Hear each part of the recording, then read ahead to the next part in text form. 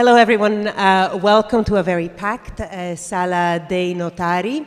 Well, it's a real pleasure for me and all of us to have Inna Shevchenko here with us.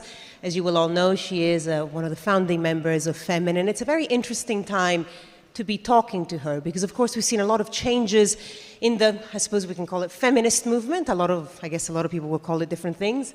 In the past few years, we've seen the start of the Me Too movement, starting in the United States and then truly moving across the world. We've had a lot of panels here in Perugia, Me Too in Egypt, Me Too in India. So we've seen women becoming more aware, often more connected because of social media. I suppose on the downside, we've also seen some political entities around the world that perhaps don't have the equal rights of women at heart as they should be. So certainly a lot of topics to talk with Inna about. So Inna, first of all, welcome. I know it's your first time in Perugia, so it's great to have you. Tell us a little bit about the very start, because of course you started Femen when you were really young and in Ukraine, which is your home country. Tell us more. Right. Good afternoon, and thank you very much for this full room. I'm very, very excited and very thankful and very touched and empowered by this big crowd, which is always very important for activists like myself. Going back to the beginning of our activism in Ukraine, I have to say that it's been already 10 years that this fight goes on, and I think that it's rather something that we can be proud of because it's always very difficult to maintain a fight throughout years, and especially a feminist fight, as we have a lot of enemies, and I think we're going to discuss that further in our conversation. But, you know, our fight began in the context and in the country where nobody was ever interested to listen to women. Everybody was interested to look at women, to observe their body, to use their body, but never hear women's voices, never listen to their demands, to their needs. And nobody was interested to listen to us too. And we were this first generation after the Orange Revolution, the first democratic uprising in Ukraine in 2004. And we were aware that our destiny can be different. It can be different from the destiny of our mothers, of all the generation of women in our country. And we said that, well, there are two solutions, two ways for us to go. Either keep silence and accept, as our mothers had to accept, or at least try to change something, at least try to demand that our voices will be heard. We began with, big demonstrations, writing huge amount of numbers and words and slogans and data on our big banners. We were ignored. Nobody would ever even stop to read what was written on those banners.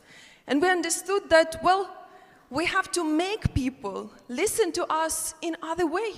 We have to make them notice our messages. And they were always interested to look at our body, to use it. And we said, now we're going to use our bodies to make them listen to us.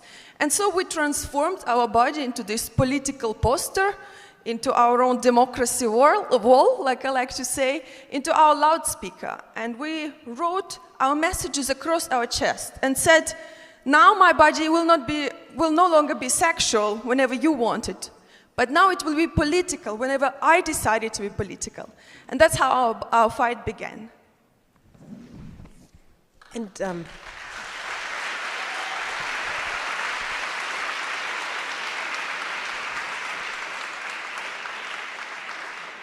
so you decided to use your body and to turn it into a political tool. What was the reaction to that, both positive in the sense that you did get attention, but also negative? Of course, the reactions were very controversial, same as our act was rather controversial, right? And probably one of the most common first reactions were, go back to kitchen. Everybody felt obliged to point us woman's place. And that was once again this kind of a revelation that indeed we did something right. We saw that the immediate reaction were the arrests and even some kind of administrative and criminal charges, and politicians started making comments, male politicians started making comments about our obscenity and our wrong acts. Yet we asked ourselves, whenever before woman's naked body was disturbing so many men in this country. And we understood that the clincher was that we now placed woman's body in a political context. And this man saw that now this body is no longer there to please them, but rather to maybe irritate them, or to question them, or to demand something from them, or to oppose them. And so we understood that indeed woman's body has always been in the center of her oppression, of our oppression, and therefore we said it's gonna now be in the center of our own self-liberation. We placed it in our own self-liberation, and of course we received numerous reactions. And you know, if at the beginning it was just comments and kind of maybe insulting and violent reactions from our opponents, of course there were a lot of support too. Yet talking about the negative reactions, it all escalated with time, as they understood that we're not planning to shut our mouths, that we're not planning to stop, and that was not just one scream from inside of our hearts and souls. And they saw that we indeed organized as a bigger and bigger movement. The movement was getting momentum, and we became a legitimate part of political context in Ukraine and then later in Eastern Europe. And well, among the experience that I had were, of course, numerous arrestations, torture in Belarus, kidnapping and torture in Belarus by the KGB, being forced into exile in 2012, surviving a terrorist attack in 2015. It's just my experience, but there are hundreds of other feminine activists who also had similar or even more difficult experience. And you know, I always try to use this opportunity to speak directly to people, like right now, to you.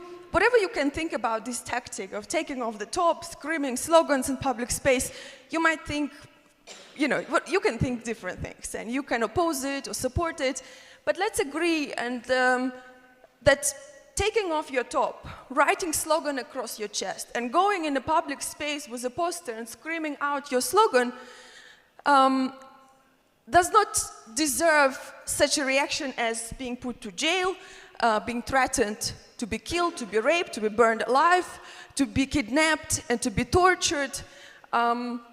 You know, I think that the reaction we received was always very disproportional. And it once again reveals a lot about our society and our society's fear of women who finally can take over and speak out.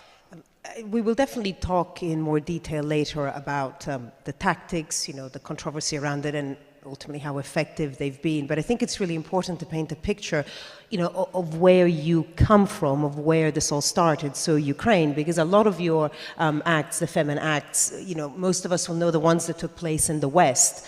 But I think it's important to paint a picture of the situation in Ukraine. So apart from the issue of women, just free speech in Ukraine at the time as was. And again, if you could tell us the difficulties, and as you've already hinted, you know, I think you're only 28 and, you know, you've had your share of trouble from authorities. Right. You know, unfortunately, I must say that since then, not a lot of things changed in Ukraine, yet some did change, and I'm always keen to point out on positive changes, which are results of people's uprising, not political reforms or actions of politicians. So, you know, in Eastern Europe still there is, of course, the question of even a fear, you know, the people might even feel afraid to go out in the streets, take poster in their hands and write a slogan on that poster, because even such a trivial here act may cause someone term in jail, or once again losing a job, or and becoming kind of an official enemy of the regimes. And Eastern European countries, and here I would count among them, I talk about Ukraine, Russia, and Belarus. Population of those countries still suffer from, once again, a very basic lack of very basic rights, such as freedom of conscience, freedom of expression, freedom of manifestation. And that was also kind of this this feeling of suffocating from a very basic right of expressing yourself and having a voice was also for us a reason to start to act and to speak. And I will always confess, and I don't feel ashamed about that, and because I think that it can be useful for other people who want to engage and who are engaging right now. We did not know at the beginning where we want to go exactly. We did not know what we're going to do and how it should be done. We didn't have anybody to instruct us or to help us, or we didn't have any experience even. We just knew that the conditions in which we are put are wrong, and that we want to count on better future, and we want to demand at least this better future, and to make our voices sound loud, and to make our bodies being present in public space and noticed as free, and bodies that can decide for themselves, women who can decide on their own for their bodies, was an essential thing, and that was the beginning. And of course, this protests did not only put the light on women's issues and women's conditions in Eastern Europe, in Ukraine in particular, it put a light on dictatorial regimes in those countries. Because indeed, what we were doing, we were speaking out, plus with female voice, which made it double crime, if you want, in that part of the world. And so once again, for those protests with slogans and loud shouting of our messages, we had to pay sometimes very high price, which sometimes was, there was often a thought in our mind, well, is this a reason to stop? When you're 21 years old and after such a protest of once again taking off your top and writing a slogan, freedom for political prisoners, like we did in Minsk in Belarus. After this, you were grabbed by a crowd of adult men, questioned overnight, and then the next morning brought to a forest and tortured. Of course, after such experience, you say to yourself, that's it, I can't continue anymore. I won't go any further, that's enough, it does not worth it. But then you understand after some time that indeed what we did now, we just revealed how those scary dictatorial regimes, how actually fragile they are. If they fear so much 3 topless girls. I mean, there was a group of around 20 adult men who spent with us 24 hours questioning us, torturing us, and all the most horrible things. That's their daily job, to make people afraid, people who dare to speak, to make them afraid. That's the context in which we began.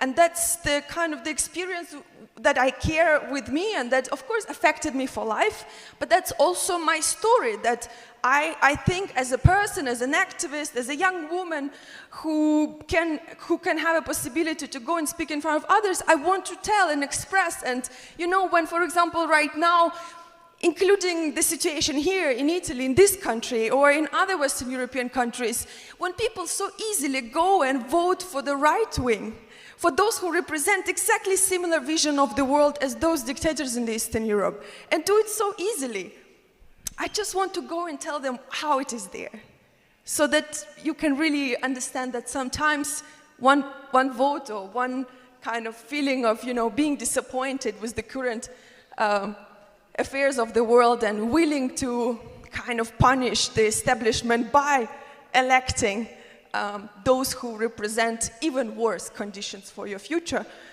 I mean, it can really affect everybody. So, what's interesting about Ukraine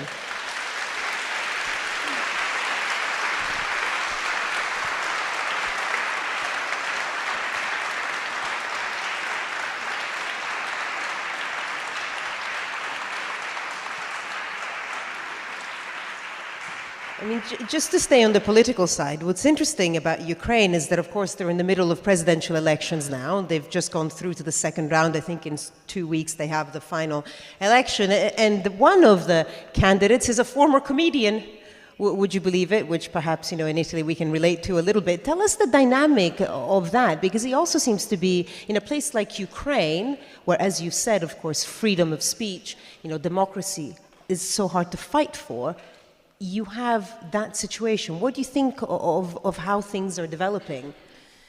You know, in analyzing what's going on right now in Ukraine, of course, that's a subject on its own, and we would have a very long and, I think, profound discussion about the situation there. But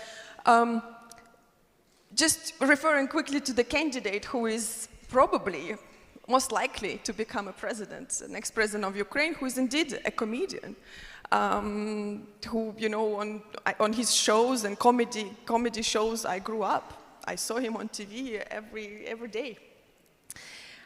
He has no experience in politics. He neither has a really political vision or policy, at least he did not present it so far.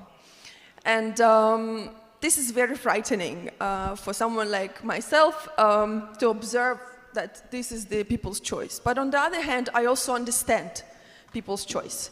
They simply do not want to give again another 5 years of their life in the hands of those politicians who destroyed their lives already for previous several decades. There are no other politicians.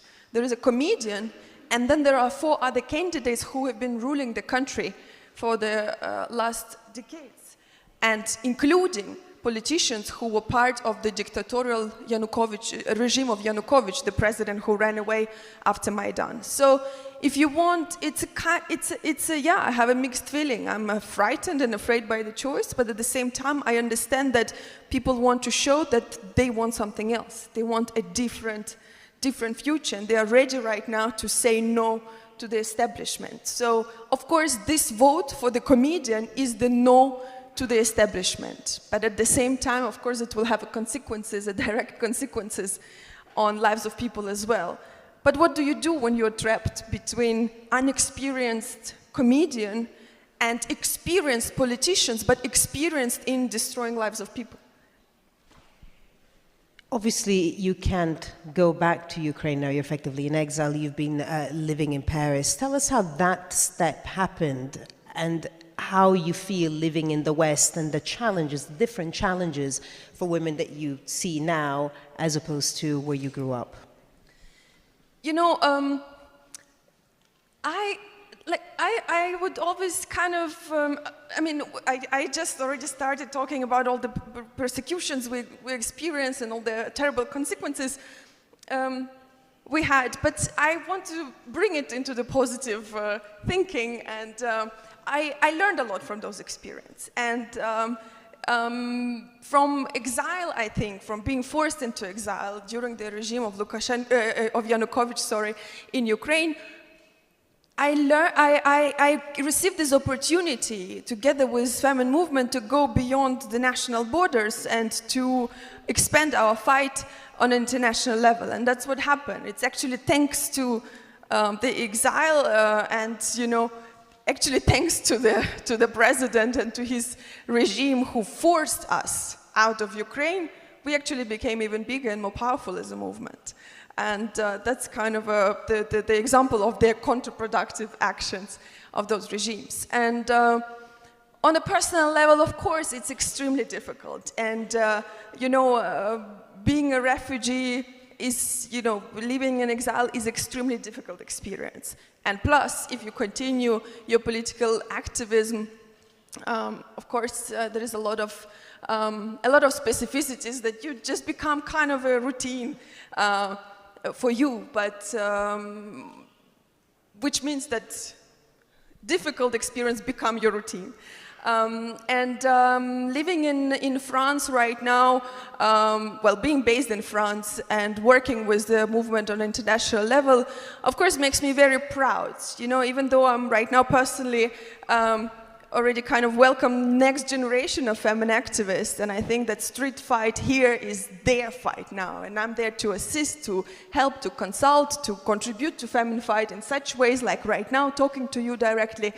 I look at this new generation of Femen activists, and I feel extremely proud that something that we started 10 years in Ukraine as a group of just unexperienced young female students who did not have a lot of understanding about political campaigning and where we're going to go, to see this growing up as an international movement, raising already at least one generation of women, because after a recent conference like this I had, one young woman came to me and she said, thank you so much, I grew up on Femen actions.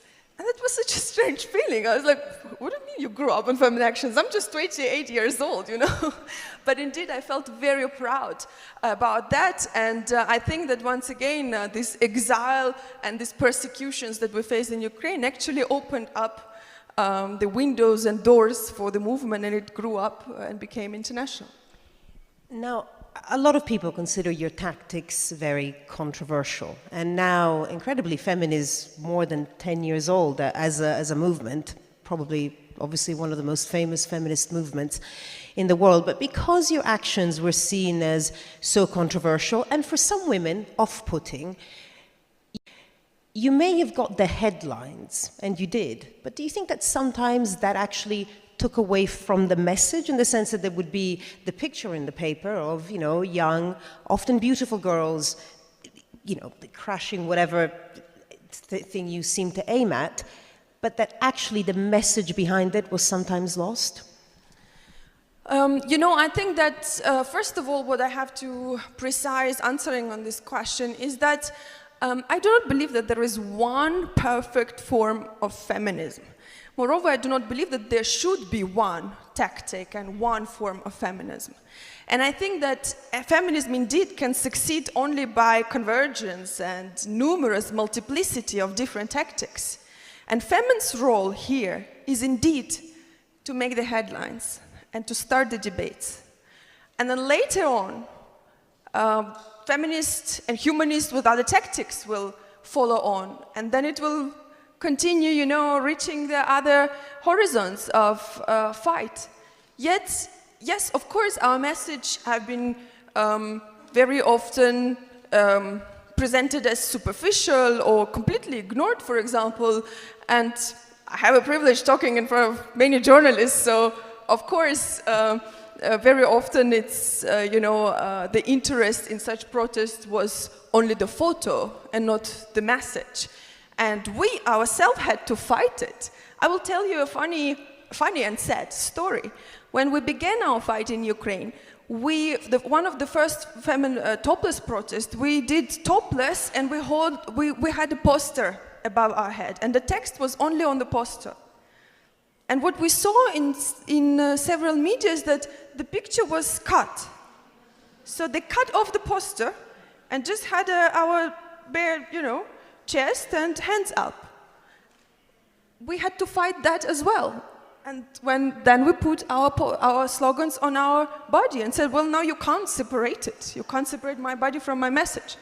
So, of course, yes, I'm very, you know, open to recognize that very often, of course, since we play with this provocative image of a naked woman's body, and of course it can be sometimes taken on a, as the French say, avec le premier degré, like on the very low level, kind of very superficial level, and yet thankfully to intelligence of many journalists, it often went beyond, of course, that. Yet, yes, I'm always aware and kind of try to point out that indeed we were helped by media, we were built up also by media, yet we also became ourselves victims of our own mediatization. When journalists were no longer interested in the message we wanted to deliver, but were interested just now in a kind of backstory, or what's the story of that woman, what's her life, what's her job, what's her family, does she have a boyfriend? And so, of course, this is, I think, once again reveals that sexism is present even in the media. And we continue to resist these tendencies, and we continue to fight. And for example, we decided that we also going to write our own texts, our own books. We publish now, written by our activists, 4 books in the last 2 years, which we took a responsibility to write directly our own word, which is behind many of those protests. Every opportunity I have to speak in front of people like this also gives us this opportunity to explain what's behind those photos, what's behind those slogans. And frankly speaking, you know, I also say that our first démarche was with this topless protest was to start the debates, to say many things. Among them is that women's voices should be heard. And we were fighting in Ukraine, back in Ukraine, to have an opportunity to speak. And here we are, now I have an opportunity to speak with you, and I'm very proud of it, and it's a result of those protests, which are considered by some controversial, yet we got our opportunity to speak out, and we have a message that we carry, and many people share it. Well, I totally agree with you, first of all.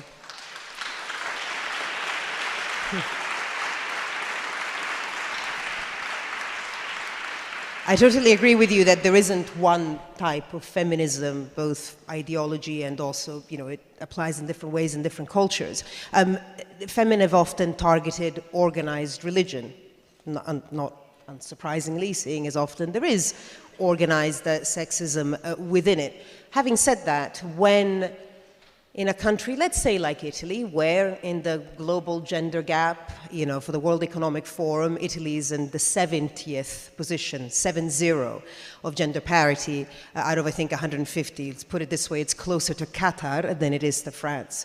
So in a country like Italy that genuinely needs more female voices, to attack the Vatican in ways which many would consider offensive. So, the nudity and often the sort of the imagery, the icons of Catholicism. Don't you think it's naive to think that if you do that, that action will actually drown out any message, valid message, that you may have? I think that it's naive to think that if we keep silence about religions and don't provoke debates, that we're gonna get rid of discrimination and medieval ideas. I think this is naive. And I think that provoking debates sometimes indeed needs to cross the borders built by institutions for us. And, the question of offense is always very interesting. And of course, it always comes on the stage and put on the table when we discuss religions. The question of offense, of being offensive towards believers. Whenever you criticize religion, religious dogma, religious institutions, religious leadership. Look, I'm a woman, I'm a feminist. I'm offended every day by sexist speech pronounced in Vatican, by sexist speech pronounced in the parliaments, in the streets. I'm offended every day. But nobody talks about feministophobia, right? Nobody's bothered about the feelings of feminists, feelings of women. We're offended. And I don't want anybody to be prevented from speaking out and expressing their ideas, even sexist ideas, because I'm offended. I think that the notion of offense is actually used to censor someone's speech. And I think it's a very dangerous notion for the society where we want to have open debates and hear different, diverse voices and understand that people can have very different priorities and very different things can bother them. As a woman, as a feminist, I am bothered by medieval ideas embodied in religions that are still preached.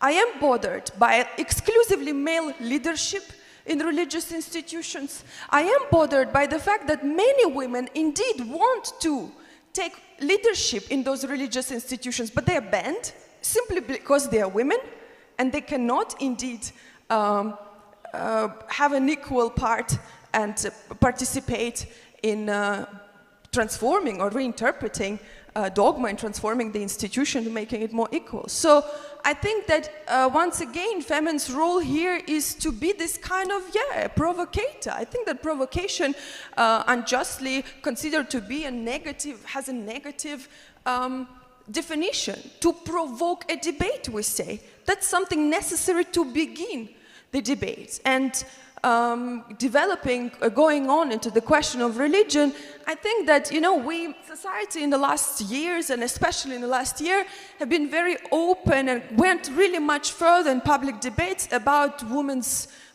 issues and women's rights and the question of discrimination of women.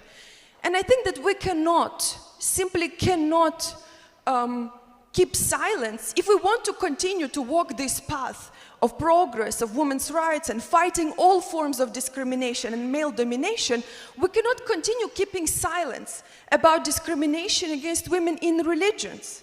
We cannot continue. I mean, just listen to me. You might not agree with my provocations and my kind of radical voice against religion, but we just recently heard how many nuns went out and spoke about the abuses that they experienced in the church. The religious women who are part of those institutions. Isn't it already just this? Isn't it a reason to go for open debates about this? We just heard how many victims of sexual aggressions, of pedophilia spoke out. We hear how many women in other parts of the world from other religious traditions speak out about abuse and discrimination motivated by religious rule. So I think that indeed sometimes provocation is needed to begin the debates. But it's...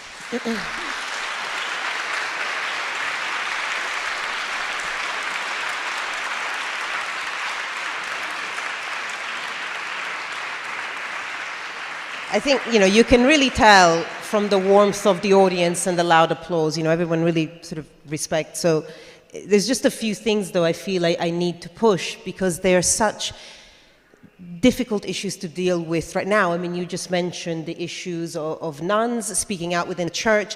Obviously, we know a lot of other religions, in the Islamic world, there's a lot of women fighting, but I suppose they would say the issue isn't maybe so much with religion, it is with the way that it's interpreted, it is in the way that the institutions are being used against them. And so again, my question isn't just about whether it's bad to provoke, it's more about whether some of your tactics actually alienate some of the women who need it most. And I'm wondering whether you sort of do that and make your peace within the sense that, you can't help all the women all the time, you can't be one thing to all women, or whether you are thinking, 10 years into the movement, now you yourself are a little older, whether it's time to look back at the tactics of Femen and think, okay, we did that for 10 years, maybe now we could change tack a little bit. Actually our tactics were changed and adopted and evolved not just 10 years after they should evolve, but they were permanently evolved. And I just gave you an example with poster, cut, and we decided to write on our bodies. So there was a permanent thinking about how we can become better. And right now we are also in this, it's a permanent, a reflection and being self-critical, of course. I absolutely, assume, and actually indeed I'm very proud of that some of Femen actions today do not have a same reactions, we don't get same reactions as 5 years ago. And we see that today in some actions, some contexts do not sparkle so much outrage because just naked body appears in public space with a poster, with a slogan, which means we're reaching our goal. We're changing perception of society about women's body, that it can be political and it's not shocking anymore. It's great.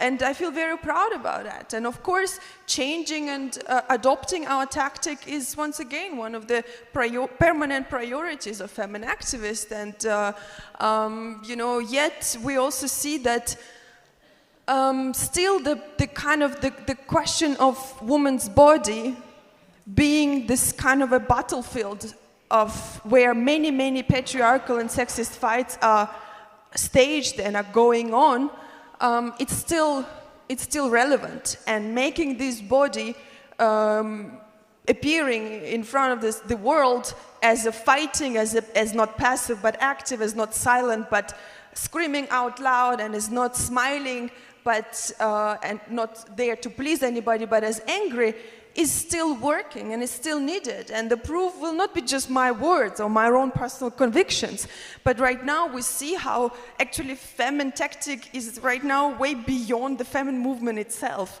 It's used right now by other activists in Argentina, in Australia.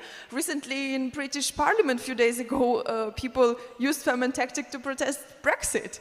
The fact that the tactic and the idea of rebellious human body that carries the message in itself, being yourself a message, still works and still is relevant. So there is, for us is always for us a question is always how to be more efficient than we were yesterday, yet we do not consider that there is, at least for now, a case to give up this tactic as completely inefficient. And speaking about other cultures, you mentioned other cultures.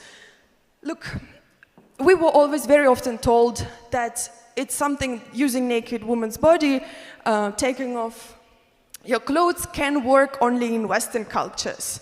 Or, for example, we were, of course, told many times that this is something not for Arab countries or Islamic countries. And I just want to bring your attention to the protests that are going on right now in Iran, where women take off their headscarf and kind of, with this act, point out on oppressive, discriminative, absolutely totalitarian laws imposed on every woman just because she's a woman, regardless of their confession. They do not check whether you're Muslim or you're not. Every woman, just because you're in woman's body, have to cover herself. And those women take off their scarf and manifest publicly their hair in the wind and their kind of bare heads. And this is exactly the same philosophy of claiming ownership of my own body. They do not need to be topless there, indeed. They do not need. But taking it off and saying, I want to decide whether I'm going to wear it or I'm going to taking it off, and not the law, not the clerics, not the mullahs, not the government, but me, I'm going to decide. It's exactly the same philosophy, exactly the same idea. I own my body, and I decide when my body will be sexual, when it will be political. Not priests, not imams, not rabbis, not politicians, not presidents. Nobody else is going to decide for me. So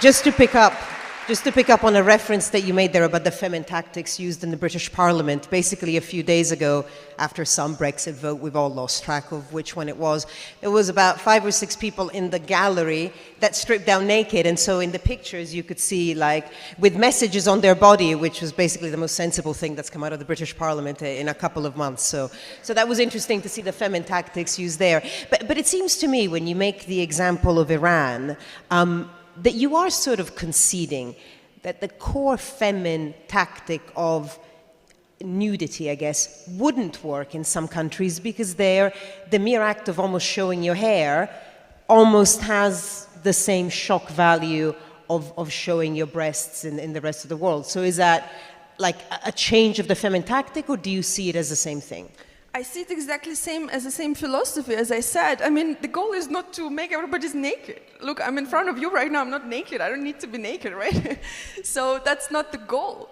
The goal is to claim claim the ownership over our own bodies, to deliver this message once again to the patriarchal culture and every representative of it, that I'm going to decide, I'm going to make a decision for myself, for my hair, for my chest, for my body. I'm going to decide when my body is political, when it's sexual. You know, we're right now in 2019. We're talking about amazing progresses in the question of women's rights. We talk about it, and meanwhile, in some countries, women still fight for their right to have their hair in the wind, if they want to, right?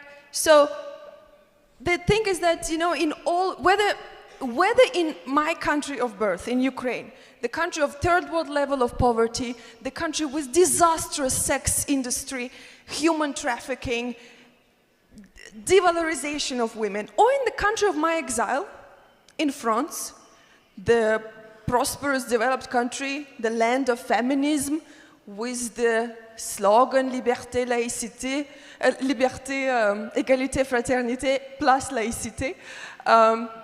In those two countries, woman's body is still, on different levels, in different contexts, is still considered as a sex object. We are still fighting this fight over ownership of woman's body. It's still a priority of modern feminism.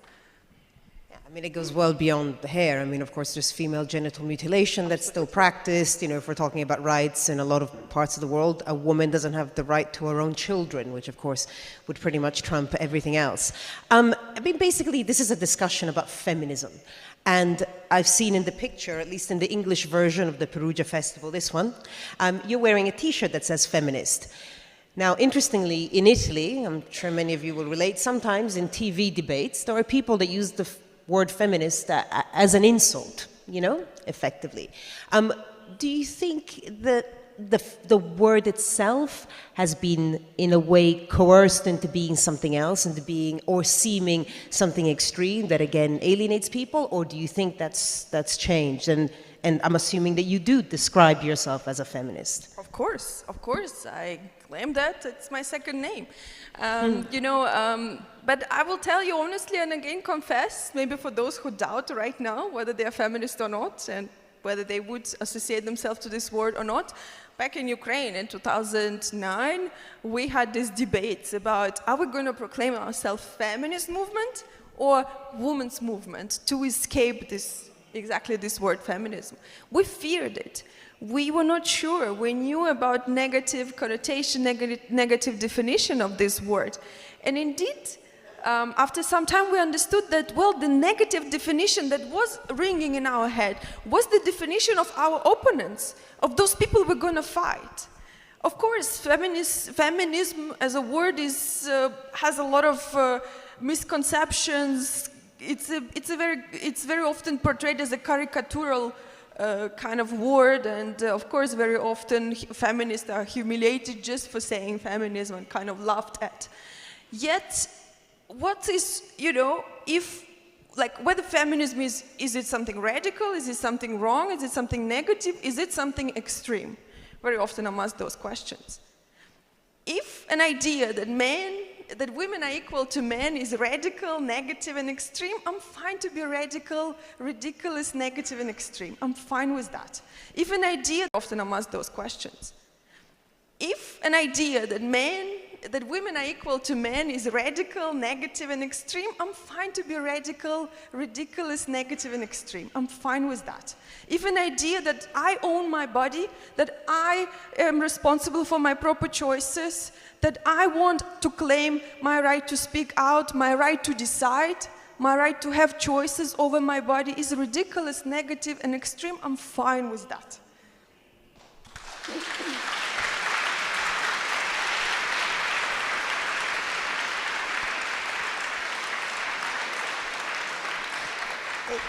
In the past 10 years since you've been active with Femen, but also, since you became an adult, really, have you noticed a change, positive or negative? How have you seen, it's difficult around the world, but just around you, how have you seen things change for women?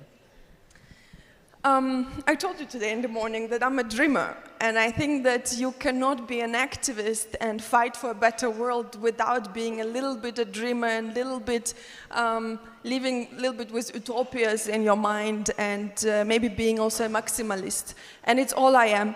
And the thing about, how I see the changes and the progress of feminism, I indeed appreciate numerous fights that feminists around the world, in their own little communities, in their own countries, and on the global scale altogether achieved. And indeed, the women's revolution, I consider women's revolution not to be just one specific period in history. I think that women's revolution is the longest of all human revolutions. And it goes on. It's a permanent fight. And recently, we had indeed a lot of achievements. Of course, every time we make one step forward, there are those who drag us behind and want to make several steps back. And it's historical fact. Whenever the society progresses and makes a progressive step forward, there is always a backlash. So what's happening, for example, recently what happened in Verona, here, right, in Italy, this Congress, infamous Congress, or what's happening in some of the European parliaments when we hear what the leaders are saying about women's rights, about abortion rights, is a backlash on the progresses that feminists did, that women did. And I think that, for example, the Verona Congress is a backlash and a sign of fear of those conservatives, because right now, even women from the church, nuns, are coming out with their powerful voices and speak out against discriminations. They want to be part of this institution. They want to defend their beliefs. I mean, their beliefs are legitimate. Their faith, their spirituality is absolutely legitimate. Yet they come out today, they feel empowered by other feminists, by fellow women who fought other fights, maybe even who fight religions like myself. But those women from the church come out because they feel empowered, they feel that their voice should exist. And I think that those progresses are enormous. And I really ask you to appreciate them and to support every woman who takes the courage to speak out.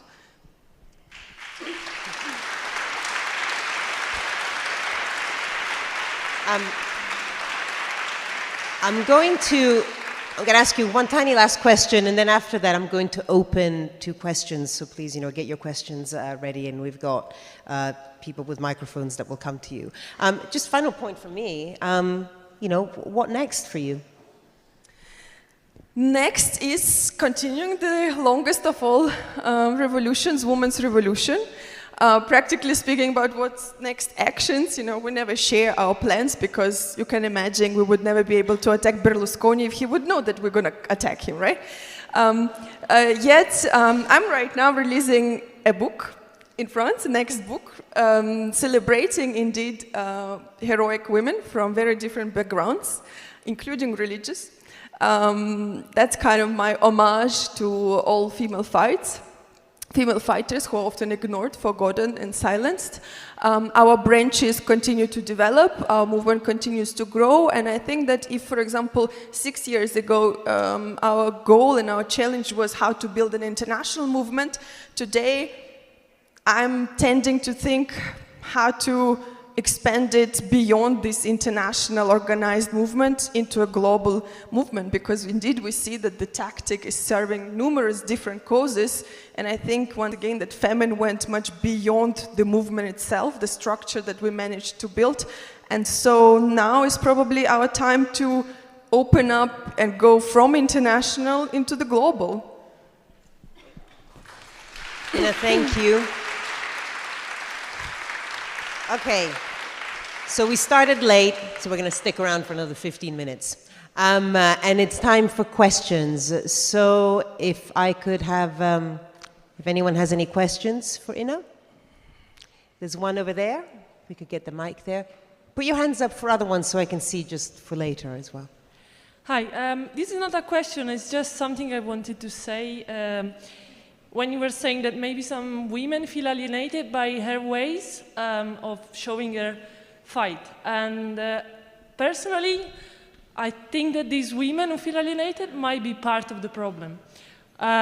If a woman that manifests her feminism through her body, and that's the only way she can be heard, is a problem for these women who are, I don't know, shocked, I think those women are reiterating the patriarchy. They're again pointing at the ways she's protesting and they're not listening to the protest. So as a woman, I think I would feel ashamed. Sorry, because this woman here, with her body, she actually suffered and she fucking went through things that you can't even imagine, and I'm only thankful. And if that's her way, sorry, I want to support her as a woman. Thank you. And I don't want to condemn her. That's my feeling. Thank you. I'm not sure anyone was condemning her, but there are a lot of women who also suffer very much, who just would find this behavior alienating, and it's just something that I put to Inna. I mean, that's thank you very much for the comment, but indeed, this idea of feeling alienated, what does it mean feeling alienated? Yeah, if you do not want to do such a protest or use such tactic, absolutely fine, and that's absolutely legitimate position. But attacking a fellow woman for claiming that she owns her body, indeed, there is a big problem with that. Because yes, we were criticized by some women who consider themselves feminists and who say, well, what you do is you sexualize woman's body even more because you expose it. So how come in a feminist mind, exposing woman's body means by definition appearing sexual, which this means that in her mind, woman's naked body is by definition sexual. That's not the feminist vision, that's a patriarchal vision. They want us by definition to be sexual, that indeed there is a problem in this thing.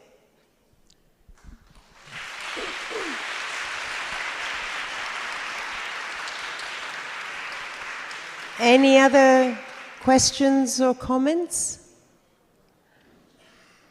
Up here at the front. Can we get a mic here? It's coming.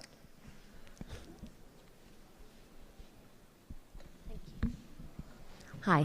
I don't really know how it works, so my question is, if you were ever allowed to go back to Ukraine, would you physically yourself bring your fight back to Ukraine? And could we ever dream of seeing you as the president of the Ukraine and try and make things better? Because, you know, I think it would be great as a president. And After the comedian, right? After the comedian. I mean, let's say the comedian allows you to go back. Would you ever bring your fight back over there? Thank you. You're welcome. I couldn't go back to Ukraine since I went into exile in 2012.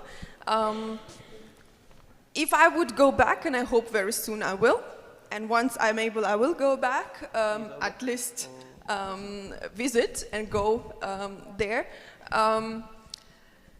Femen movement right now restarted its work in Ukraine with other activists that, you know, the women, it's a new generation again of Ukrainian women who fight in Ukraine. To be honest, right now I tend to say that if I would go back, I would probably not go back topless, but with a white shirt and black skirt and really head towards the parliament, at least, I think so.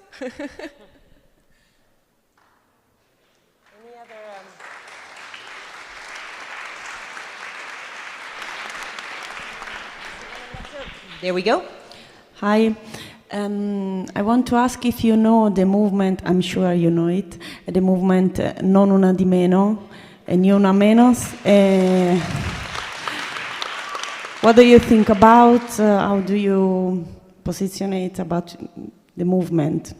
Thanks. Thank you. Of course, I know the movement. We closely follow the fights, and you know, I think that this movement is one of the recently most powerful voices of feminism and feminist voices. And you know, for us, we indeed were in contact with numerous women from Argentina in France.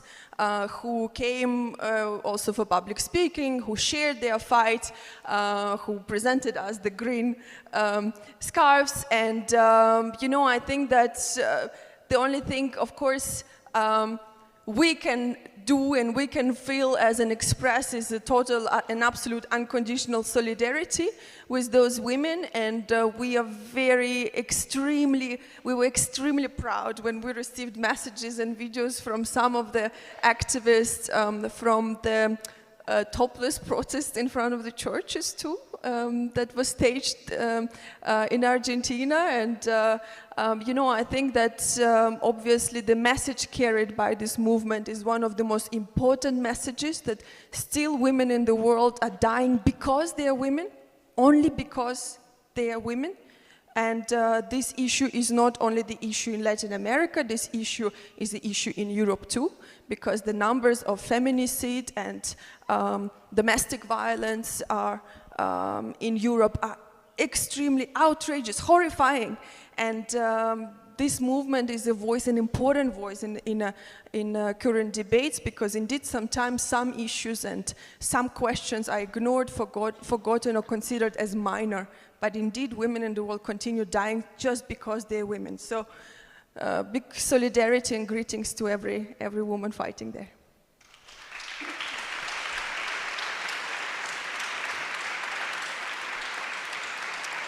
Yeah. There's a question here.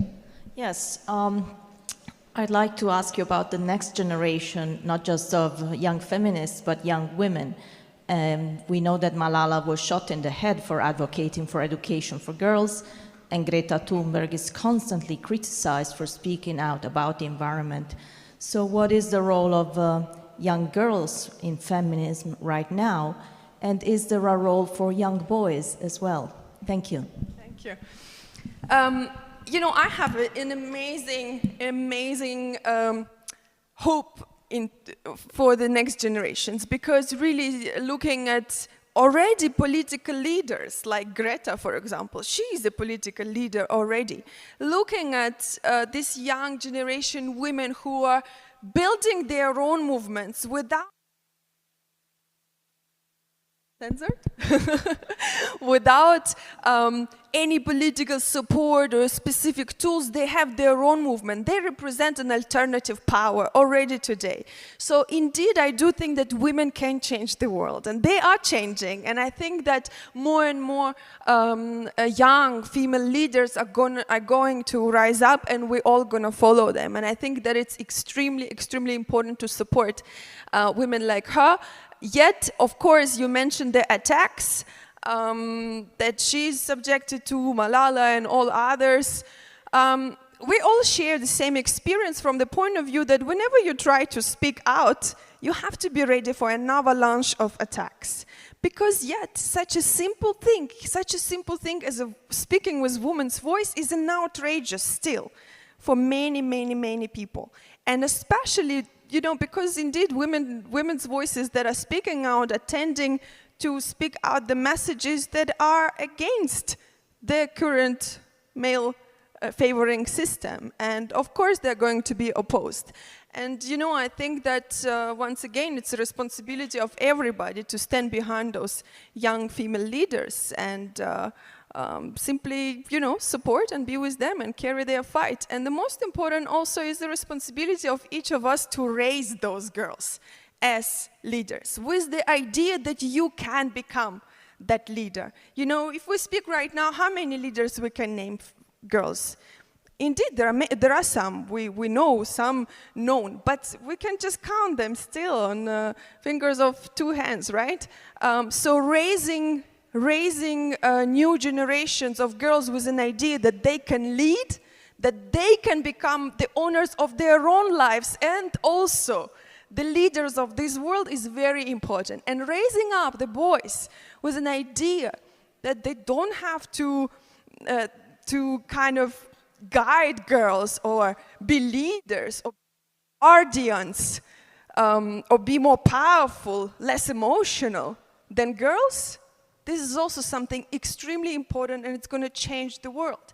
I think that this kind of gendered education is absolutely an outdated thing that damaged indeed a lot of generations and still continues to damage our common lives. So yes, let's go for more empowered girls and more tolerant, empowered boys that can compete with girls on equals.